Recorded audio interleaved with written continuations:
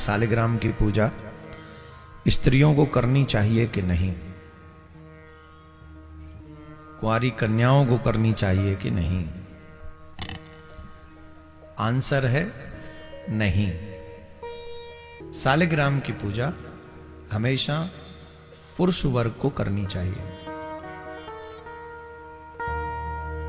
और स्पेशली जिसने यज्ञोपवी धारण कर रखा हो वो उसको पूजा करे। बहुत विशेष पूजा है सालिग्राम की, साधारण पूजा नहीं। जिनके यज्ञोपवीत नहीं हो रखा वो भी न करें।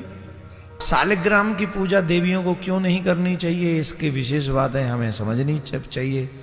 एक स्थिति में कर सकती हैं पूजा देवियां, एक स्थिति में, मीराबाई जैसी स्थिति।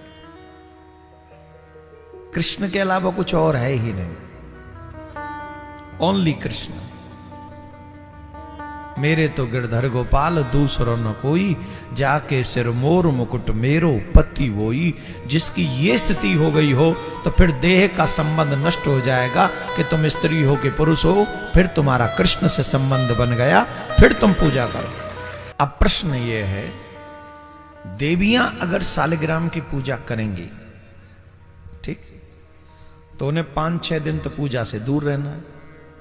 तो 5-6 दिन तो ठाकुर जी सूखा बैठा रहेगा, न तुलसी चढ़ेगी, न स्नान होगा, न भोग लगेगा।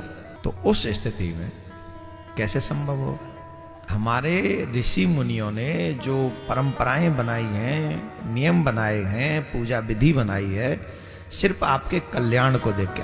आप लोग तुलसी पे नित्य दीपक जलाया करो, तुलसी महारानी की सेवा करो, और तुलसी महारानी की सेवा करने से सालिग्राम अपने आप प्रसन्न हो जाते हैं। एक क्षण भी शंख और सालिग्राम तुलसी के बिना नहीं रहने चाहिए। वैष्णवों के घर में शंख होना चाहिए, लेकिन जल और तुलसी दल युक्त होना चाहिए 24 घंटे, और सालिग्राम से एक क्षण भी तुलसी हटनी नहीं चाहिए।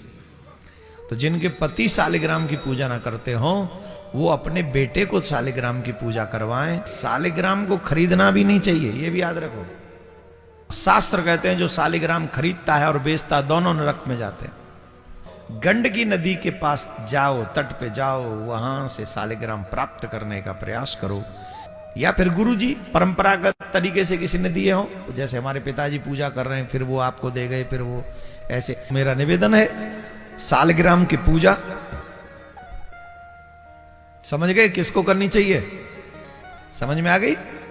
अपने बेटे को इस लायक बना दो कि बिना सालिग्राम की पूजा किए वो न जाया करे।